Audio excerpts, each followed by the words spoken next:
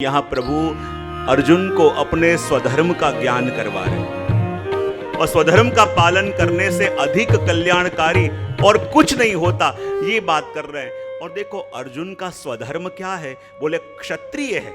अभी कहां खड़ा है, बोले युद्ध भूमि में। अवसर क्या है, बोले युद्ध करने का। और उस समय वो क्षत्रिय की भाषा छोड़ के और कोई वैरागी की भाषा बोलने लगा है, निवृत्त मार्गी की भाषा बोलने लगा है। और इसलिए भगवान कह रहे हैं कि कोई कितना भी अच्छा कलाकार क्यों न हो, लेकिन जब नाटक के अंदर वो पात्र निभाता है तो उसे लगे कि सामने वाला वो अपना पात्र ठीक से निभा नहीं रहा और मैं उससे भी अच्छा ये पात्र निभा सकता हूं, तो स्टेज पे जाके अपने डायलॉग बोलने की जगह सामने वाले व्यक्ति के वो बोले, उससे भी अच्छी तरह से वो डायलॉग बोल रहा हो, वो करे उससे भी अच्छी तरह वो अभिनय कर रहा हो, लेकिन क्या इसके अभिनय की कि इसके डायलॉग की कोई प्रशंसा करेगा? हाँ ना तो बोलो नहीं। बोले क्यों नहीं करेगा? क्योंकि ये बातें तो बड़ी अच्छी कर रहा है, लेकिन अपने पात्र की नहीं, ये किसी और के पात्र का रोल खुद ने ओढ़ लिया है। ये अच्छे डायलॉग बोल तो रहा है पर इसका स्वधर्म ये नहीं है, ये किसी और की भाषा बोल रहा है। और जब किसी और की भाषा बोल रहा है तो फिर इसका ये स्वधर्म नहीं हुआ। इसलिए यहां कहते हैं कि देखो भगवान कह रहे हैं कि अपने धर्म को देखते हुए भी तुम्हें अपने कर्तव्य से विचलित नहीं होना चाहिए। देख इस समय तेरा कर्तव्य क्या है, और तू सामने को वालों को देख के उनके प्रभाव में इतना आ गया है कि तू उनकी भाषा बोलने लगा है।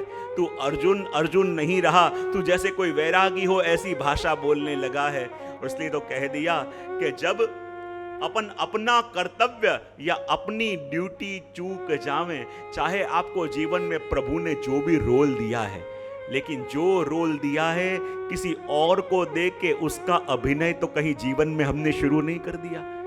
वो जैसे कर रहा है, वो जैसे कर रहा है, ऐसा तो अभिनय शुरू नहीं कर दिया। कहते हैं कि जीवन के अंदर स्वधर्म क्या, और कहते हैं कि यदि किसी और का धर्म अपन स्वयं निभाने जाएं तो उससे बड़ा अनादर अपने आप का अपन और कोई नहीं कर रहे। भगवान ने हर एक के अंदर शक्ति दी है और इसलिए कह दिया कि देखो ये क्षत्रिय धर्म है और तुझे निभाना है।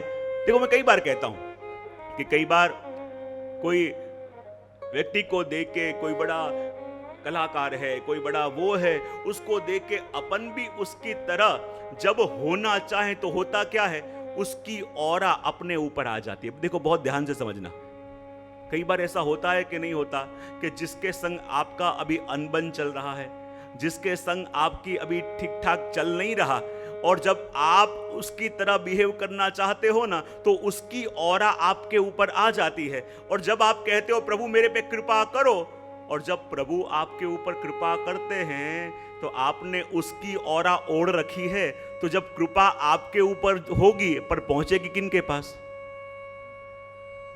कई बार होता है ना कि अपन यदि किसी से वैर करके बैठे हो, पर कई बार जीवन में आपने देखा होगा कि जिससे वैर करके बैठे हो उसका और अच्छा हो रहा है, जिसके संग आप बुराई करना चाहते हो उसका और बढ़िया काम हो रहा है। बोले क्यों?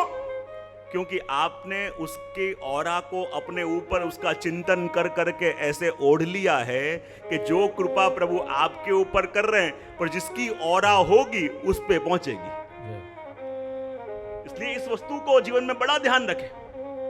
और इसलिए कह दिया कि देखो कि जो भी स्वधर्म आप निभा रहे हो उससे बढ़कर और कुछ नहीं होता, और अपने कर्तव्य पालन, अपनी ड्यूटी को निभाना, उससे बड़ा और कुछ नहीं होता। तो कहते हैं ना कि अपने कर्तव्य पालन और अपनी ड्यूटी को निभाना व्यक्ति चाहता तो है पर चूक जाता है। बोले क्यों चूक जाता है?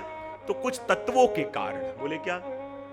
यदि अपने कर्तव्य को, यदि अपने ड्यूटी को और अपनी निजता को निभाना है तो क्या करना चाहिए? किसी व्यक्ति ने कहा अपने आहार में ध्यान देना चाहिए। अपन को लगे आहार में, तो किसी ने बहुत सुंदर कहा है कि अपन जो खाते हैं वही अपनी डाइट नहीं होती, अपनी डाइट उससे भी अलग है। बोले क्या? तो किसी चिंतक ने कहा कि your diet is not only what you eat, it is what you watch, it is what you watch, what you listen to, what you read, and the and the people you hang around. क्या कहा कि आपका diet क्या है? तो कहा कि सिर्फ आप खाते हो वही डाइट नहीं है, पर what you watch, what you listen to, what you read, ये सब आपका डाइट है। और जब गलत वस्तु देख के उसका प्रभाव अंदर आ जाए, गलत सुन के उसका प्रभाव अंदर आ जाए, वो आपके व्यक्तित्व को, आपकी निजता को बिखेर देता है।